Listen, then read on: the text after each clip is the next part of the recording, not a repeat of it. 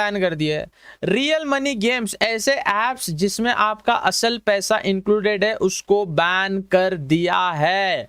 स्वागतम स्वागतम सुस्वागतम दोस्तों, स्वागत है आप सभी का लेके सीएन पे। मैं हूं आपका होस्ट और दोस्त देव। आज हम बात करने वाले हैं ऑनलाइन गेमिंग अमेंडमेंट बिल जो पास हुआ है 2025। इससे इंडियन स्टॉक मार्केट पे क्या इफेक्ट होगा और इससे मैं इतना ज्यादा क्यों खुश हूं और इससे हमारे भारत का युवा को क्यों खुश होना भी चाहिए। चलिए वीडियो स्टार्ट करते हैं, समझते हैं इससे स्टॉक मार्केट पे क्या इंप्लीमेंट होगा। जो गेमिंग मतलब यहाँ पे ई स्पोर्ट्स को अलग रखा है और जो online money games, real money games मतलब है ना, जो गैम्बलिंग काइंड ऑफ पर्सपेक्टिव उसको अलग रखा है।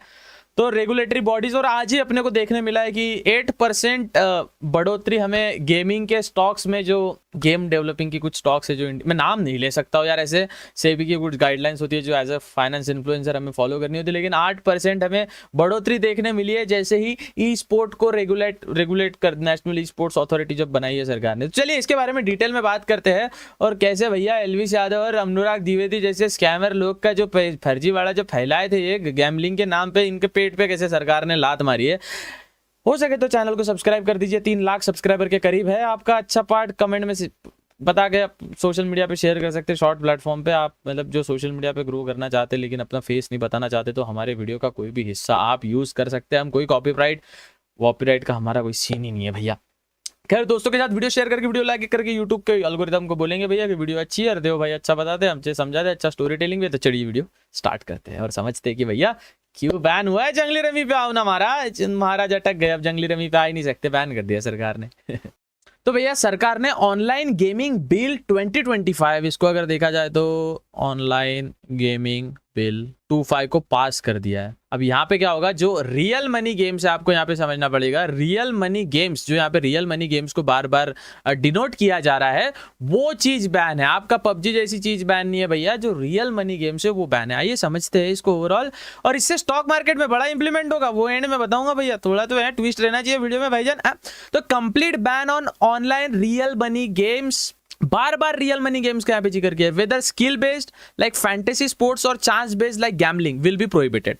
अब यहाँ पे पहले क्या था ना भैया, सुप्रीम कोर्ट ने बोला था स्किल बेस्ड गेम चलेगा। क्या है ना, ये माई सर्कल 11, ड्रीम 11, ये स्किल बेस्ड में कहा जाता है कि इसमें टीम ही तो बनानी पड़ती है भैया, इसमें तो दिमाग लगाना पड़ता है। अरे इन द एंड प्रोबेबिलिटी का खेल है, कल जाके रोहित शर्मा खेलेगा नहीं खेलेगा, विराट कोहली खेलेगा नहीं खेलेगा, ये तो लक पे काम करते हैं ना भैया, उनके लक पे नहीं, लेकिन अपने को थोड़ी पता है वो खेलेगा नहीं खेलेगा। तो भैया जो गेम जो फैंटेसी स्पोर्ट्स के नाम पे चल रहे हैं अभी तक, जैसे फॉर एग्जांपल ड्रीम 11 ये फैंटेसी स्पोर्ट्स के नाम पे चल रहा था। माई सर्कल 11 ये फैंटेसी स्पोर्ट्स के नाम पे चल रहा था। तो इस पे टोटल बैन है, कंप्लीट बैन लगा दिया है सरकार ने। अब कंप्लीट बैन का अर्थ है, अगर आपको समझे कंप्लीट बैन क्या होते थे भैया, पूरी तरीके से इसको बैन कर दिया है, ये होगा ही नहीं, चलेगा ही नहीं।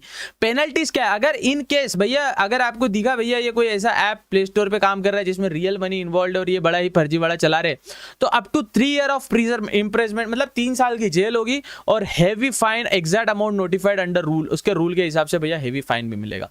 अब national online gaming commission NOGC बना है जो इस चीज पे नजर रखेगी, जो एक रेगुलेटरी बॉडी, जैसा अपना स्टॉक मार्केट का सेबी होता है ना, security exchange board of India, वैसे नेशनल ऑनलाइन गेमिंग कमीशन नाम का एक और रेगुलेटरी बॉडी बोलता है। और बैंक जहां सबसे ज्यादा फटका लगा है ये मैं बता दूं आपको।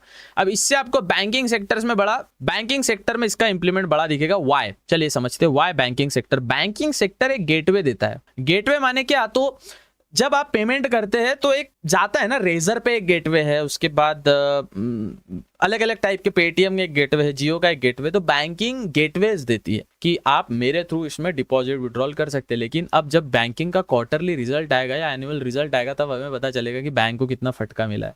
खैर बैंक स्टॉक्स भी थोड़े डाउन गए हैं लेकिन गेमिंग के स्टॉक्स तो बढ़े। मैं आपको धीरे धीरे बताऊंगा, ओवरऑल कुछ अंदर की चीजें बताऊंगा जितना भी मुझे पता है।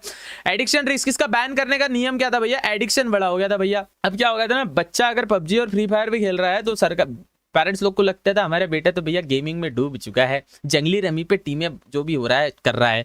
तो ऐसा नहीं है। Increase of youth depend spending exclusive on online gaming पे जो यूथ का जो कंट्रोल नहीं था उसकी वजह से ये बैन कर दिया गया है। उसके बाद फाइनेंशियल हार्म, कई लोगों को फाइनेंशियली लॉस भी अपने को देखने मिला है, जहाँ पे कई सारा पैसा जो बच्चों ने लॉस ऑफ फैमिली सेविंग्स, डेप्ट and bankruptcies caused by gaming platforms. Family savings को भी बच्चे मतलब पेरेंट्स के इसमें से बटुए में से, हम क्या होता था जब हम छोटे थे भैया, तब ना प्ले स्टेशन नाम की चीज़, अब तो आपके फ़ोन में गेम आ चुके हैं, तब हमने प्ले स्टेशन पर स्मैकडाउन पेन खेलने जाया करते। तो कैसे मम्मी के बटुए में से 5 रुपये का आधा घंटा 10 रुपये घंटा रहता था, भैया चोर लिए, है ना। नानी जी के यहाँ रहते थे, बटुए में से 20 रुपये ले लिए 2 घंटे का काम, क्योंकि 5 रुपये आधा घंटा और 10 रुपये घंटा रहता था, तो 2 घंटे के 20 रुपये चोर लिए, 2 घंटे मस्त निकाल लिए।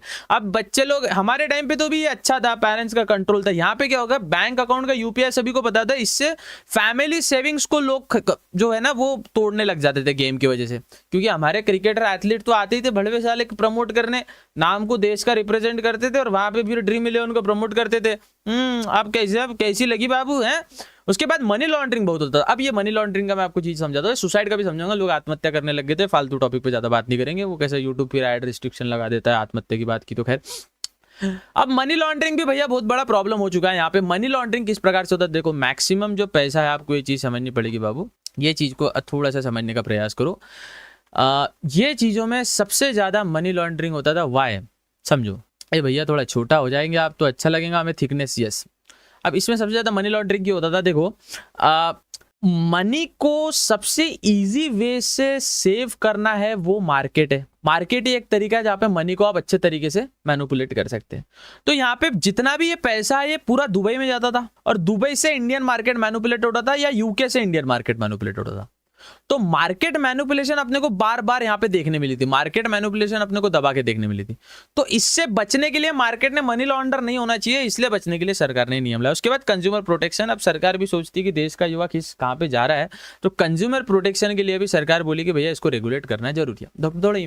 थोड़ा इंपॉर्टेंट मुद्दे पे आते हैं, क्या इससे फायदा हुआ या प्रॉफिट हुआ या लॉस हुआ, यह हमें समझने की बात है।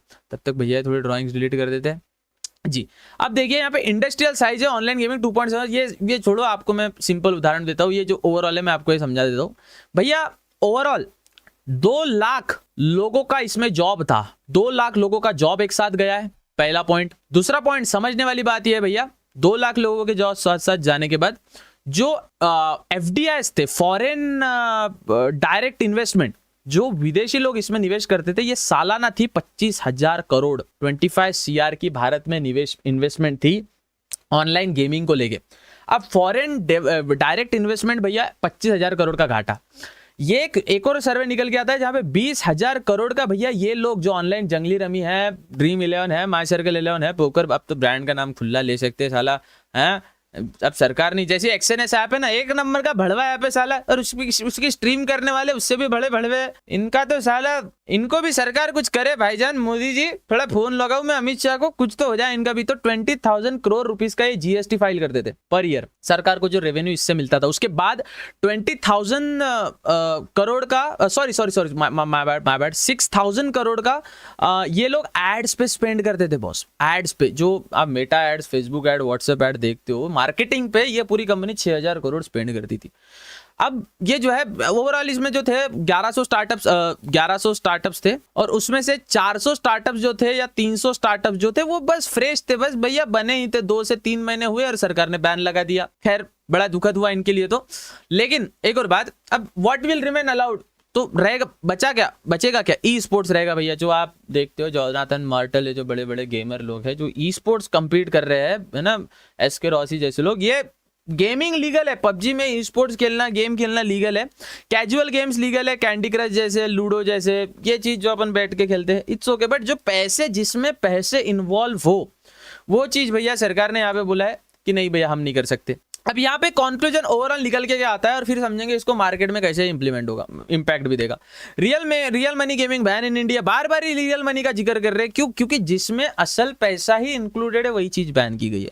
One of the biggest significant digital product while the government aims to protect citizen, economic impact, loss, job का लॉस गया, और legal validity of central level ban पे ये हुआ है। ठीक है, अब इनकी जो ऑर्गेनाइजेशन है भैया, इन्होंने भी बोला है कि भैया ज़्यादातर हमें लीगल कर दो मालिक, हमारा भी पेट का सवाल है। ऐसा सरकार सबकी सुनती है, लेकिन अब यहाँ पे अपन मुद्दे की बात करेंगे, इसका मार्केट में क्या इंप्लीमेंट होता है, मार्केट में इसकी किस प्रकार से चीजें होती है। सबसे पहली बात समझिए, हवाला का पैसा जो लॉन्ड्रिंग का जो पैसा है ना भैया, वो सबसे ज्यादा स्टॉक मार्केट में मैनिपुलेट किया जाता था। आपने देखा राय छत्तीसगढ़ से जो ये महादेव बुक वाले जो चलाते थे, मार्केट में भी कई सारा पैसा डाल के मार्केट को भी मैनिपुलेट करते थे।